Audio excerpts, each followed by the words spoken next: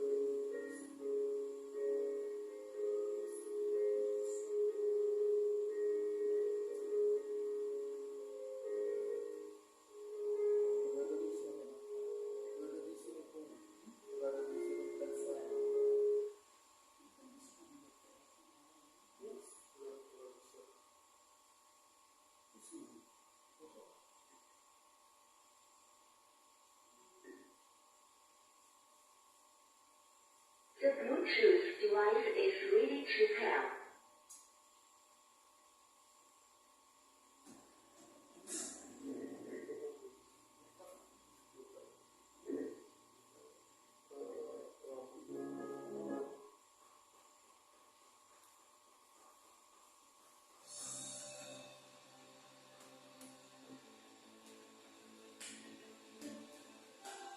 Ajaib Dia besar berkuasa.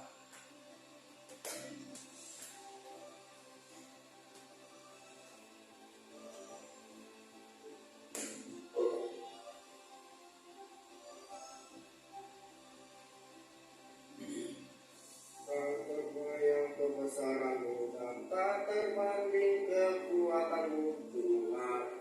Kau megah bagiku senang jiwa dan pengharapan. Aku serahkan untuk rencanamu Tuhan.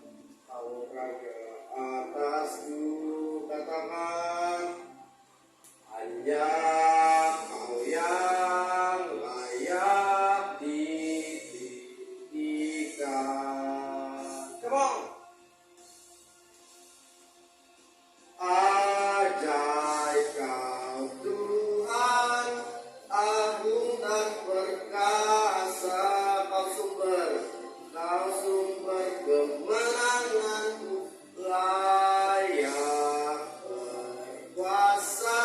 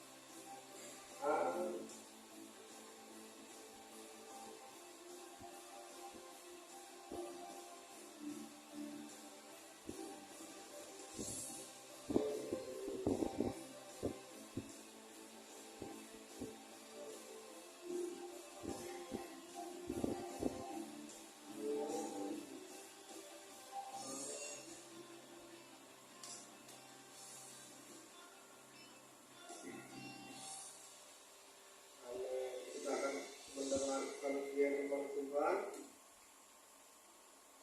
Kita angkat ke pujian kita.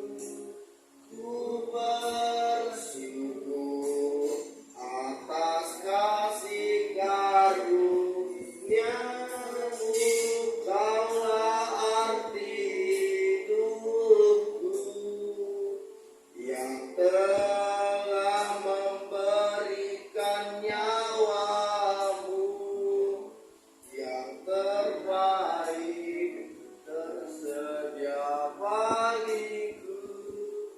Ku bersyukur atas kasih karuniamu.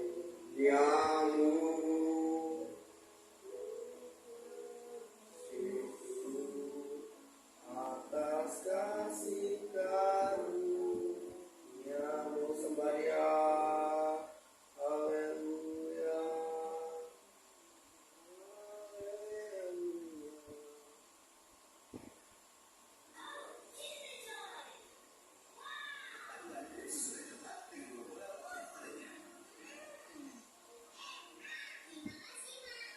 Katakan, Tuhan tolong saya.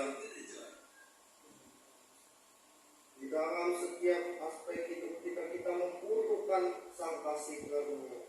Amin. Kita butuh Dia, karena Dia adalah harapan.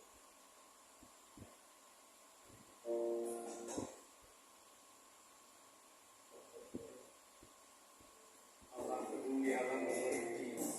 Allah mengerti, Allah peduli segala persoalan yang saya hadapi. Tak akan pernah dibiarkannya ku bergumul sendiri, sebab Allah mengerti. Amin.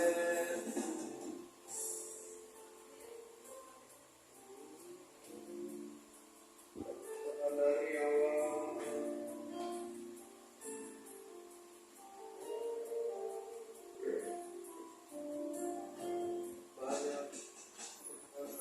Banyak perkara yang dapat ku mengerti.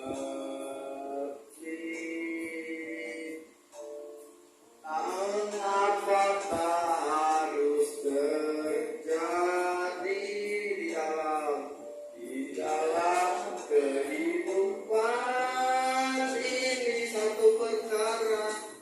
Satu perkara yang tersimpan dalam hati, tiada satu pun yang terjadi tanpa Allah peduli. Allah peduli, Allah mengerti. Dia mengerti engkau, Dia mengerti aku, Dia mengerti kita. Allah adalah Allah yang peduli, Allah adalah Allah yang mengerti.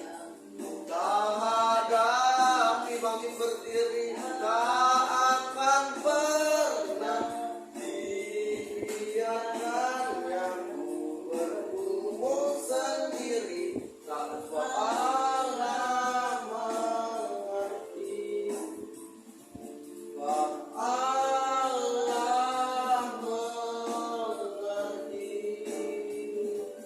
Sebab Allah mengerti. Haleluya.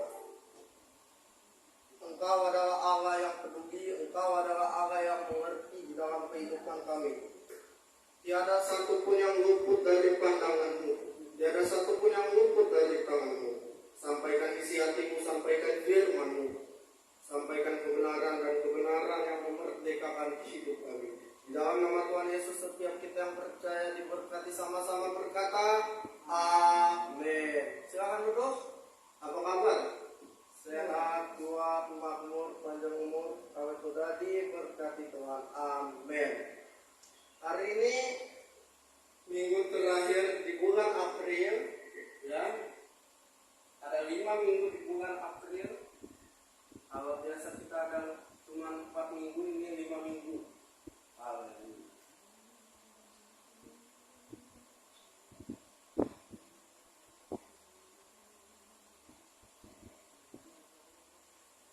Tenang saya, habis ini kita akan waktu sebelum kita akan membahas. kita sama-sama dalam Roma pasal 7 ayat yang ke-7 sampai ayat yang ke-12. Roma pasal 7 ayat yang ke-7 sampai ayat yang ke-12.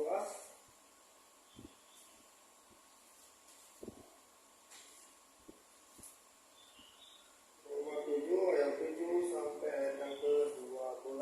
Satu, kita baca bergantian.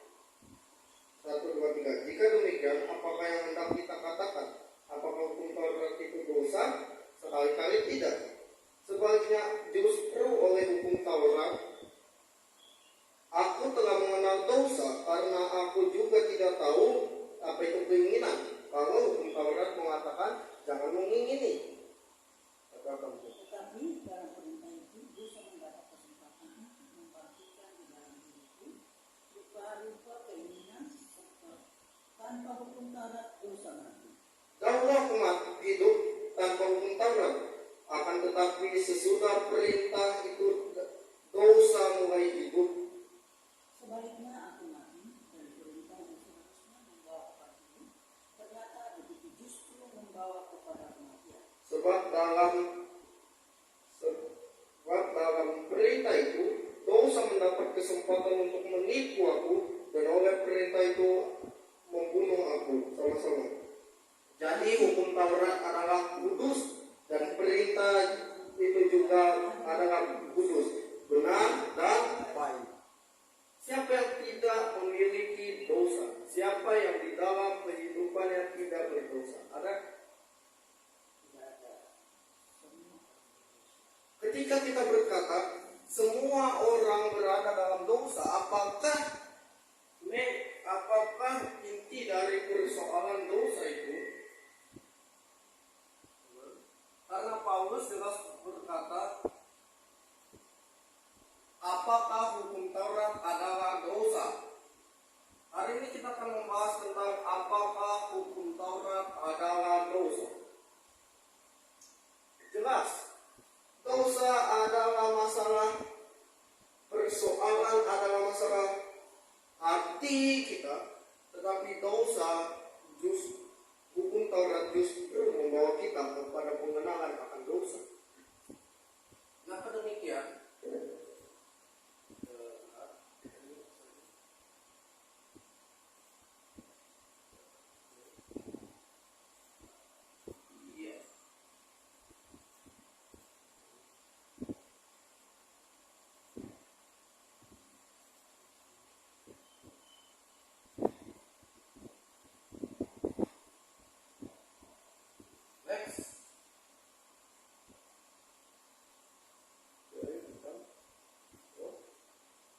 Dosa itu membunuh, dosa itu menghancurkan, dan dosa merusak hubungan kita dengan Allah. Adam jatuh ke dalam dosa, makanya dia jauh dari Allah. Daud jatuh dalam dosa perzinahan, makanya dia mendapat hukuman dari Allah. Dan dosa adalah masalah yang serius. Ayub pasal 1 ayat 5 kita baca 1, 2, 3. Setiap kali apabila hari-hari pesta telah berlalu, Ayub memanggil mereka dan memutuskan mereka. Keesokan harinya pagi-pagi bangunlah Ayub mempersembahkan korban bakaran sebanyak jumlah mereka sekalian. Sebab pikirnya, mungkin anak-anak itu sudah berbuat dosa dan telah mengutuki Allah di dalam hatinya. Demikianlah dilakukan Ayub senantiasa. Kata senantiasa artinya apa sih? Senantiasa itu artinya selalu.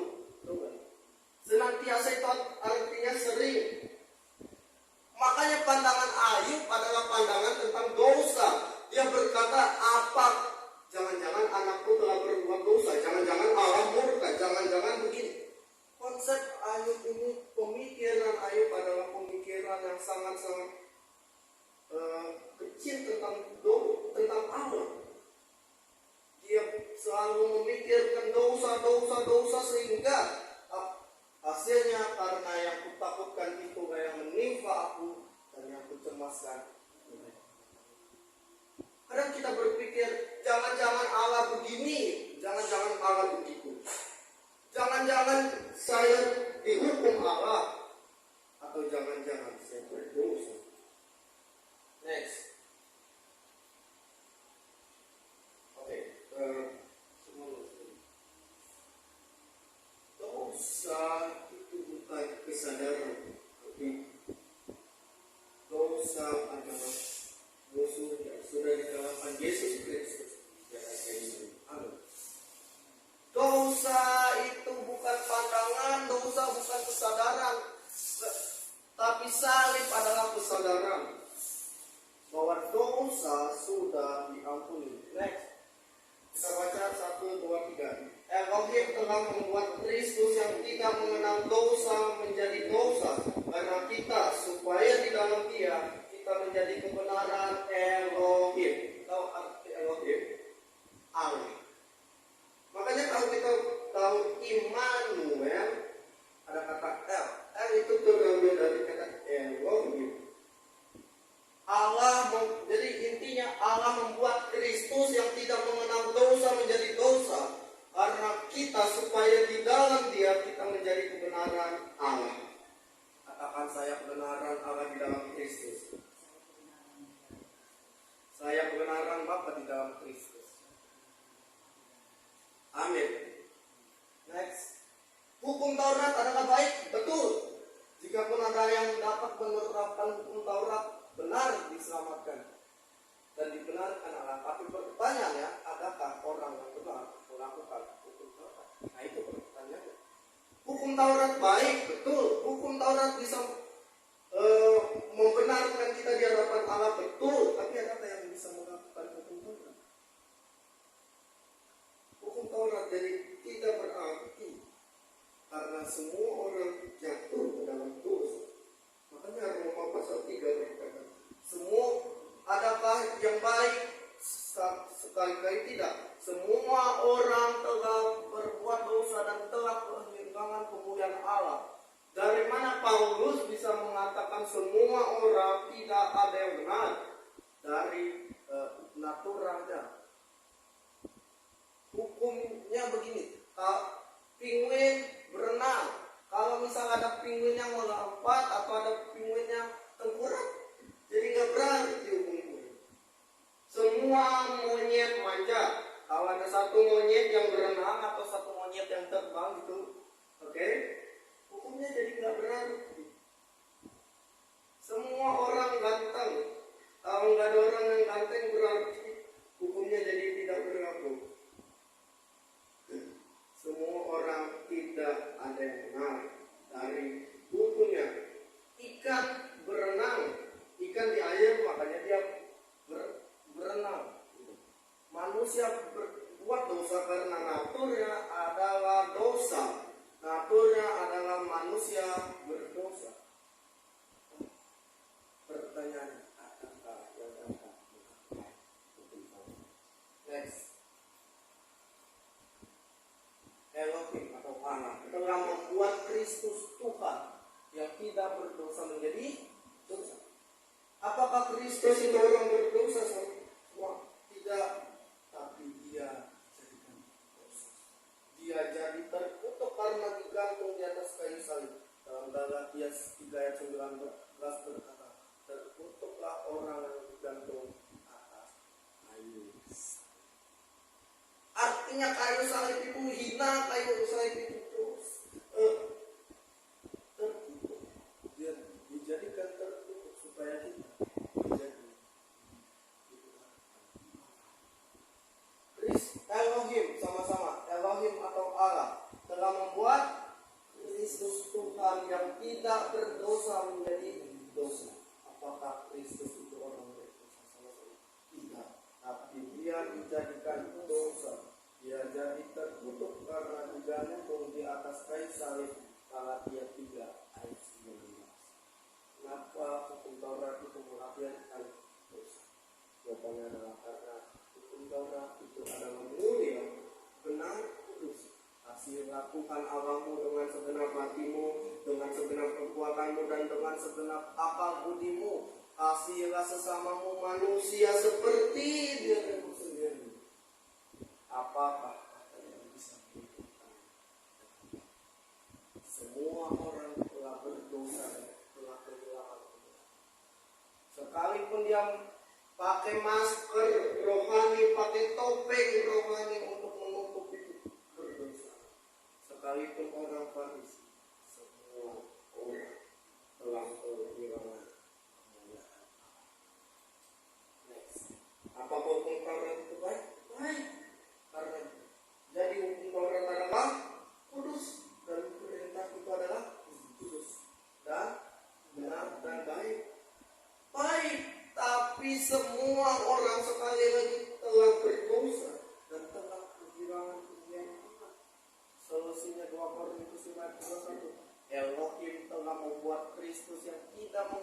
dosa menjadi dosa, supaya kita dibenarkan menjadi kebenaran Allah. Amin. Next. Dosa sudah ada jauh sebelum hukum Taurat ada, tapi tidak diperhitungkan. Roma 4 ayat 5, 1, 2, 3. Karena hukum Taurat membangkitkan murka, tetapi di mana tidak ada hukum Taurat, di situ tidak ada pelanggaran. Sama-sama lagi 1, 2, 3. Karena hukum Taurat membangkitkan murka, tetapi di mana tidak ada hukum Taurat, di situ tidak ada pelanggaran. Dosa sudah ada betul, tapi dosa tidak terlalu diperhitungkan karena belum ada hukum Taurat. Bisa jadi kita lihat orang di jalan ngebut gitu, atau melanggar lampu merah, tapi anggap kata di Indonesia masih belum ada peraturan. Itu tidak diperhitungkan, tidak terlalu, belum ada hukum yang berlaku. Sama jika hukum Taurat belum ada, dosa diperhitungkan, tapi tidak dianggap pelanggaran. Tetapi di mana tidak ada hukum Taurat, di situ tidak ada pelanggaran. Dosa sudah ada betul, tapi dosa tidak diperhitungkan. Di mana tidak ada hukum Taurat, tidak ada pelanggaran. Jadi gini, hukum Taurat itu diturunkan ketika karena kesombongan manusia. Tuhan, aku mau apa cuman gini doang, grace kasih karunia. Gua mau yang lebih, gua mau melakukan. Wah, kayaknya padahal belum hukum Taurat semua orang itu diberi cuma-cuma. Tapi ketika ada hukum Taurat turun, yang pertama, jangan ada padamu Allah lain di hadapanku. Yang kedua, jangan sujud menyembah kepadanya. Ingatlah dan kuduskanlah hari Sabat. Jangan menyebut nama Tuhan Allahmu dengan sembarangan, dan seterusnya. Jangan membunuh, jangan berzina, jangan mencuri, jangan mengucapkan saksi dusta. Kasihilah Tuhan Allahmu dengan segenap hatimu, segenap akal budimu, segenap kekuatanmu. Kasihilah sesamamu manusia seperti dirimu sendiri. Dari situ timbul dosa muncul jauh sebelum hukum Taurat, pelanggaran muncul setelah hukum. Next, dosa itu sudah ada sebelum hukum Taurat, tapi dosa tidak terlalu diperhitungkan karena belum ada hukum Taurat. Hal yang sama sekarang, kita tidak berada di bawah hukuman. Roma pasal 8 ayat 1 sampai 2. Karena apa? Hukum Taurat telah digenapi dalam diri Yesus Kristus. Dia melakukan hukum Taurat dengan benar, dengan sempurna, karena dia adalah manusia yang sempurna. Dia turun sebagai manusia, tidak 100% kecuali dosa. Dia kudus, dia mulia, dia suci di hadapan Allah. Dia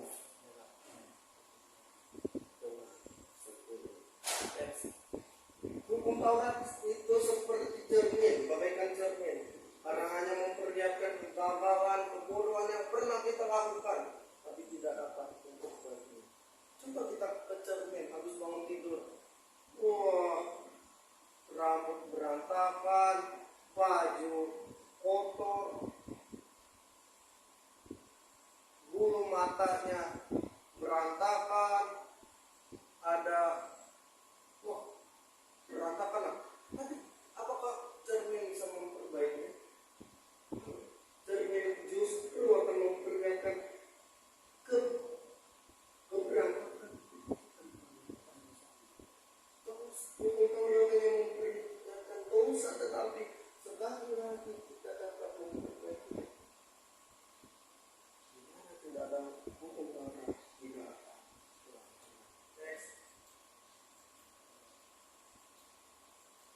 Katanya begini, Amsal 9 ayat 17. Sekali lagi ini ya, bukan perkataan Tuhan, tapi perkataan orang-orang bodoh. Di ucapan orang tidak beriman. Air curian manis dan roti yang dimakan dengan sembunyi-sembunyi lezat. Jangan kita pas bilang gini, Alkitab bilang air curian manis, pas ada air curiannya si Joko kita minum, wah manis. Ini ucapan maling, ucapan orang berdosa katanya, ucapan orang-orang yang tidak beriman. Tapi kenapa begitu? Karena ini sebetulnya ada seperti manusia pada saat air curian manis, pada saat si Joko mau minum, kebuat kencing, kebuat BAB, dia tinggal ke toilet, dia minum, manis banget ya, jadi tambah gula. Next, contoh, jangan membunuh, jangan berzina. Tapi apakah ada manusia yang tidak pernah membunuh, tidak pernah berzina? Contoh sederhananya gini, jangan mencuri. Apakah ada yang mencuri? Jangan mengucapkan saksi dusta, jangan mengingini sesama pas dengar mobil tetangga. Baru banget ya. Kasihlah Tuhan Allahmu dengan segenap hati, dengan segenap kekuatan, dan dengan segenap akal budimu. Apakah tidak ada yang menyiapkan Tuhan? Yudas Iskariot salah satu contohnya. Dia mengkhianat Petrus, menyangkal Yesus. Tapi Petrus pada akhirnya dia menyadari karena dia berdoa. Tetapi Yudas Iskariot dia meninggal dengan sangat tragis.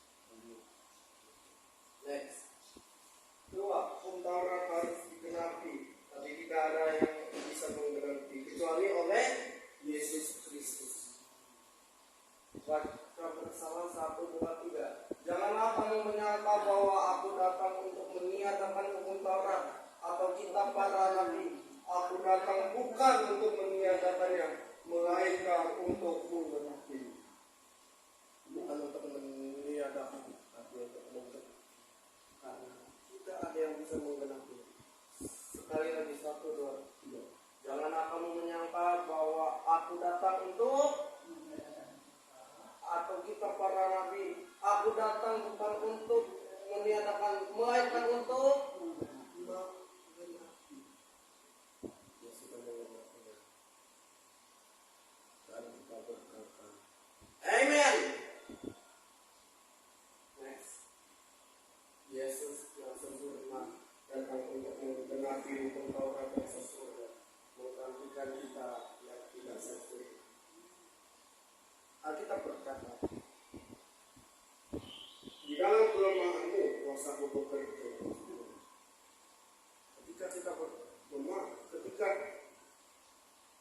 Petrus mulai tenggelam, ketika dia berjalan di atas air, dia berkata, Tuhan, God help me, God help us, God help my family, God help my world. Tuhan tolong saya, Tuhan tolong kami, Tuhan tolong keluarga saya, Tuhan tolong kami. Ketika Petrus memandang kepada salib, ketika Petrus memandang kepada Yesus, badai pun pulang. Tapi ketika Petrus dan teman-teman mengajak Yesus pulang, jika kita mengizinkan Tuhan masuk ke dalam perang itu, badai bisa sampai datang, tapi tidak akan dibiarkan kita sampai terjatuh. Amin. Next, sebab di dalam Dia dan oleh darahnya kita beroleh penebusannya itu pengampunan dosa menurut kekayaan kasih karunia. Dia kaya, Dia mulia. Tuhan yang maha kaya dan maha mulia akan memenuhi segala kebutuhan saudara menurut apa yang telah dilakukan Kristus Yesus. Filipi 4 ayat 19 bagian F ayat. Allahku akan memenuhi segala keperluanmu menurut kekayaan dan kemuliaannya dalam Kristus Yesus.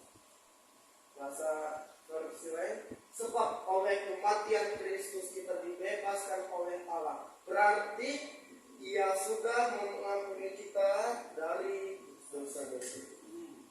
Sebab oleh kematian Kristus kita dibebaskan oleh Allah.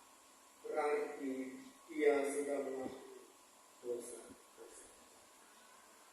Ketika Yesus mati, Dia berkata, "Tetelestai," sudah selesai. It finished. It's over. Sudah selesai. Bapa, ampuni mereka, sebab mereka tidak tahu apa yang mereka. Yesus adalah Sang Kasih Karunia. Sementara penuh hidup kita sempurna, maka dari itu Ia datang untuk menerima kita apa adanya, tapi tidak membiarkan kita. Dia akan memenuhi segala keperluan kita menurut kekayaan dan kemuliaannya. Allah peduli, Allah mengerti segala persoalan yang kita hadapi. Tak akan pernah dibiarkannya ku bergumul sendiri, sebab Allah mengerti. Habis itu kita berdoa. 3. Keselamatan adalah kasih karunia. Efesus 8 ayat Efesus 2 ayat 8 sampai 10. Sebab karena kasih karunia kamu diselamatkan oleh iman, itu bukan hasil usahamu, tetapi pemberian Allah. Itu bukan pekerjaanmu. Jangan ada orang yang memegahkan diri, karena kita ini buatan Allah, diciptakan dalam Kristus Yesus untuk melakukan pekerjaan baik yang dipersiapkan Allah sebelumnya. Gini Bang, diciptakan itu ada dua. Maksudnya diciptakan dari yang belum ada jadi ada, atau diciptakan dari yang sudah ada menjadi ada. Nah, ini bagian kita adalah diciptakan dari yang belum ada. Kenapa? Karena ku telah mati dan tinggalkan. Kita mati, tapi dibangkitkan dalam diri Yesus Kristus yang menciptakan kita untuk melakukan pekerjaan baik yang dilakukan Kristus. Sama-sama baca yang bagian kedua 1, 2, 3. Keselamatan adalah anugerah. Kata diciptakan adalah lahir baru, menerima Yesus sebagai Tuhan dan Juru Selamat. Dan keselamatan adalah anugerah. Tuhan itu tidak pernah berhutang. Ada dua orang begini, jangan tidak menerima uang atau berhutang. Atau begini, orang sampai dikejar-kejar debt collector. Banyak acaranya. Maaf ya Pak, bapak saya nggak ada. Wah, gimana bapak? Kalau saya disuruh anak saya, nggak tahu saya Pak. Katanya sih mau keluar, mau tak panggilin Kak. Tapi Tuhan tidak menghubungi. Katakan, Tuhan saya tidak pernah berhutang. Next. Bukan kamu yang memilih kamu, tapi akulah yang telah memilih kamu, dan aku telah menetapkan kamu supaya kamu pergi dan menghasilkan buah, dan buahmu itu tetap, supaya apa yang kamu minta kepada Bapa dalam namaku diberikannya kepadamu. Bukan kita yang memilih dia. God choose you. God loves choose you.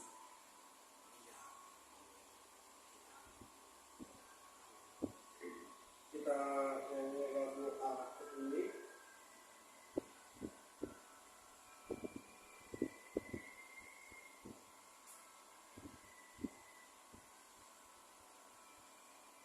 Bagian berikutnya.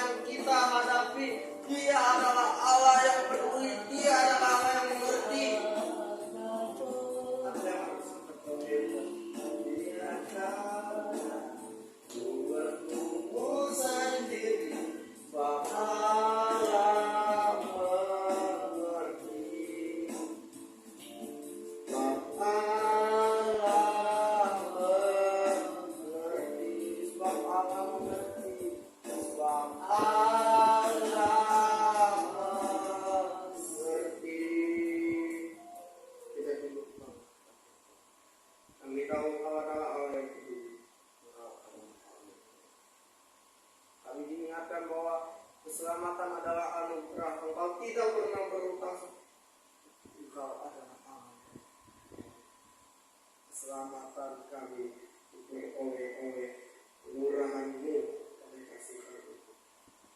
Isi untuk firman-Mu, isi untuk tuntunan-Mu Tuhan, kami berdoa bagi bangsa dan negara kami, di mana kasus kami mendengar banyak kasus-kasus kejahatan. Kami juga berdoa bagi pemilu tahun 2024 agar semuanya dilancarkan oleh Tuhan. Kasih karunia-Mu turun atas Indonesia. Kami lepaskan kasih karunia-Mu atas Indonesia. Pengurapan-Mu bagi atas Indonesia. Kami juga berdoa bagi mereka yang sakit oleh pilur-pilur Tuhan Yesus. Mereka sembuh. Baik mereka di luar maupun sakit. Tuhan telah menunggu. Bagi hamba-Hamba-Mu yang Engkau tetapkan dimanapun, pendeta, vigaris, penatua, diakon, penginjil, baik WL, singer, multimedia, baik juga pembersih gereja, Tuhan menolong mereka, Tuhan membimbing, memberi tuntunan kepada mereka. Inilah doa yang dan seru kami di dalam nama Tuhan Yesus yang telah mengajarkan itu. Bapa kami yang di sorga, dikuduskanlah nama-Mu, datanglah kerajaan-Mu, jadilah kehendak-Mu di bumi seperti di surga. Berikanlah kepada kami secukupnya, ampunilah kami atas kesalahan kami, seperti kami juga mengampuni orang bersalah. Jangan membawa kami ke dalam kegelapan, tapi lepaskan kami dari bahaya, karena membawa kita kerajaan kuasa dan kemuliaan. Untuk ada beberapa pengumuman ibadah tanggal 18 Mei hari Kamis, ibadah kenaikan Tuhan.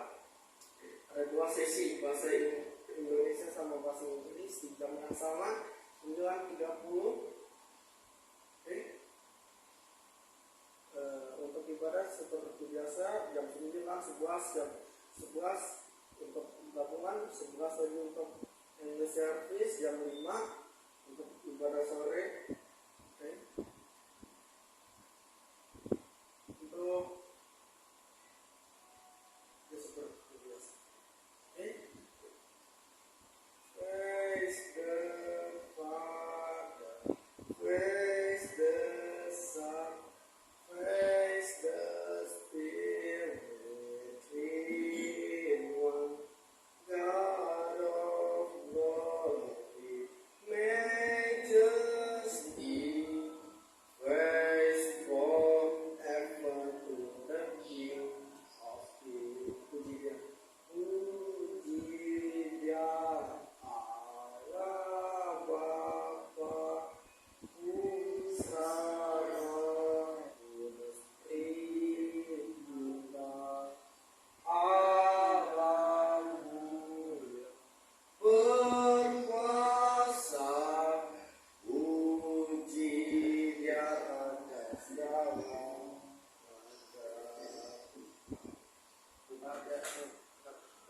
kita bangkit berdiri.